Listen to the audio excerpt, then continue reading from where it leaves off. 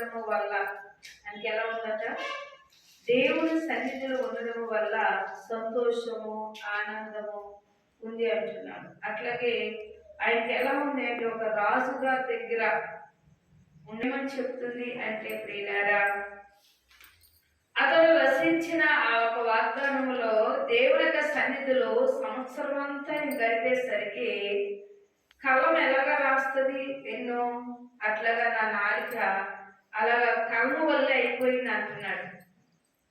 అంటే తన నోరు ఎలా వాడబడింది అంటే కలము రాసినట్లును అతనికి వాడబడిందట. అందుకే నా నాలిక త్వరగా రాయమని కలవరపరిచి ఉన్నది. ప్రేరేప కలిగిన ఆత్మను గురించి ఇతను చెప్తా ఉన్నాడు. ఎలా ఉన్నది అని చూస్తే, నేను ఆలోచించక ముందే, నాకు తెలియక ముందే అవన్నీ ఆలోచన పుట్టుకొస్తూ ఉన్నాయి. నేను చేతితో రాయడానికంటే నా నాలుక ఒక కలవలాగా అయిపోయింది చెప్పడానికి. అది చెప్తా ఉంటే నేను రాస్తా ఉన్నాను అంటున్నాడు. హల్లెలూయా. అంటే ఎంత సంతోషము, ఎంత ఆనందము. దేవుడి సన్నిధిలో నిలబడి ఆయనను గనపరుస్తూ ఉన్నప్పుడు హృదయం అంతా కూడా ఉప్పొంగింది అన్నాడు. నిజమే, మందిరమునకు వచ్చినప్పుడు బాధము దుఃఖము తీసుకొచ్చి యేసు ప్రభువు అన్నారు, మీరు నా యొద్దకు రండి, మరి మీ యావత్ చింత నా మీద వేయమంటున్నాడు.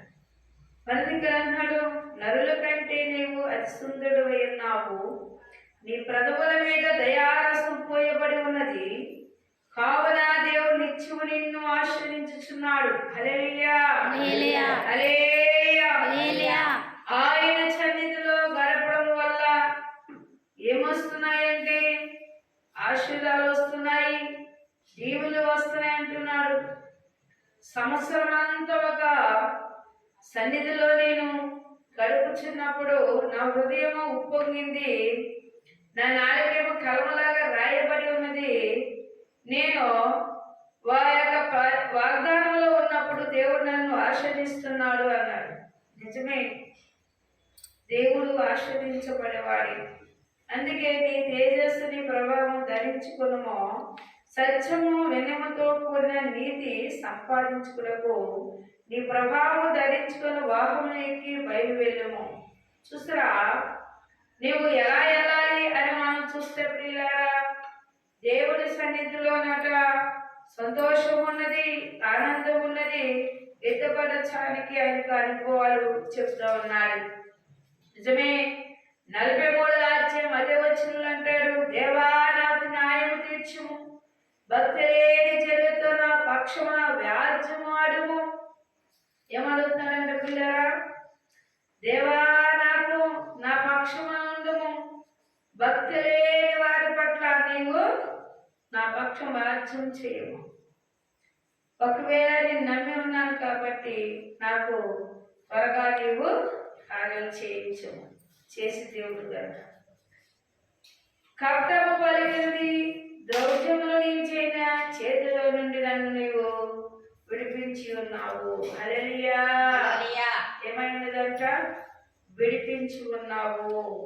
నిజమే, నేను అంటా ఉన్నాడు, నీవు నాకు దుఃఖమైన దేవుడు, నన్ను త్రోసివేసేమో అని నేను శత్రు బాధల చేత దుఃఖాకాంతులై సంచరించినేలా నీ వెలుగు నీ సత్యము బయలుదేరి చెయ్యము, అవి నాకు త్రోవను చూపును. హల్లెలూయా.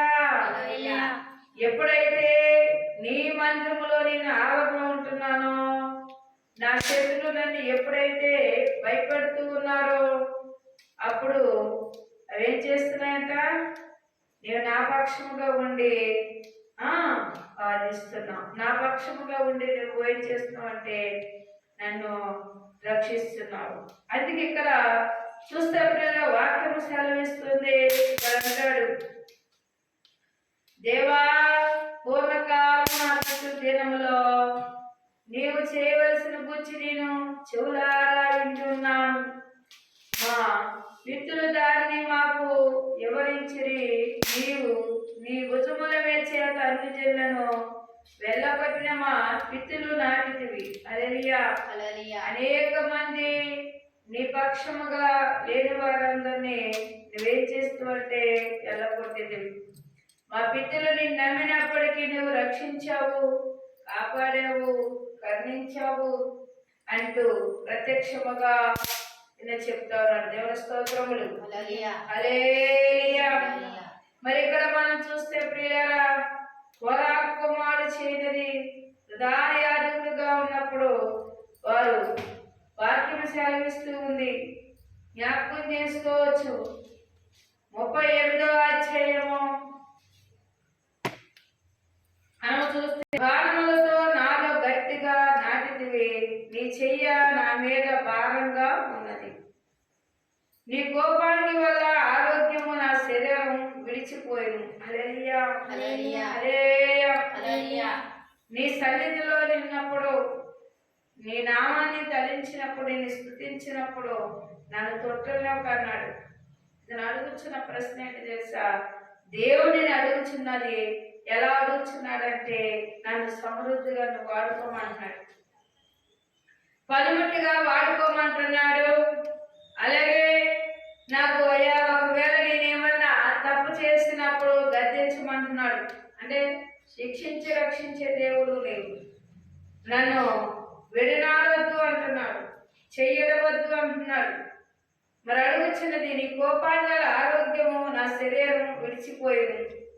నువ్వు కోపించేవాడంటే తల్లి ఒక తండ్రి గాని బిడ్డలను ఏ ఒక చెడు మార్గంలో వెళ్ళిచున్నప్పుడు ఏ విధముగా దండించి వారిని ప్రేమిస్తారో, వారు దారి తప్పినప్పుడు దండించి వారై ఉన్నారు. వారికి ఏది కావాలో అవసరమైనవి ఇవ్వడానికి ఆ తల్లిదండ్రులు నిలబడి వారై ఉన్నారు. మరి నిలబడినట్లుగా పరలోక తండ్రిని కూడా దావీదు అడిగినట్లు మనం చూస్తున్నాం. అది ఇక్కడ అన్నాడు, ఈ కోపానికి వల్ల ఆరోగ్యము నా శరీరంకు విడిచిపోయింది. నేను ఎప్పుడైతే నీవు కోపించుదో అప్పుడు నేను భయభక్తులు కలిగి నీ దగ్గర జీవిస్తాను, లోపడతాను, నీ యందు భయభక్తులు కలిగి ఉంటాను. అందుకే తను అడుగుచున్న ప్రశ్నల కల్లా తను అడుగుచు ఉన్నాడు. 37వ అధ్యాయం అదే వచనంలో మనం చూస్తే, చెడవారిని చూసి నీవు వ్యసన పడకమో, దుష్కార్యం చేయవారిని చూసి మత్సర పడకమో, వారి గట్టి పువ్వులే త్వరగా ఎండిపోవుదురు, పచ్చని కూరల వల్లే వాడిపోవుదురు. ఎందుకంటే ప్రియులారా, వాళ్ళెవరో తప్పు చేస్తాను వేరేటి చూపొద్దు అన్నాడు. నేనేదో నీతి మంత్రులు నువ్వు అనుకోవద్దు అన్నాడు. నీకు గొప్ప చెప్పుకోవద్దు అన్నాడు.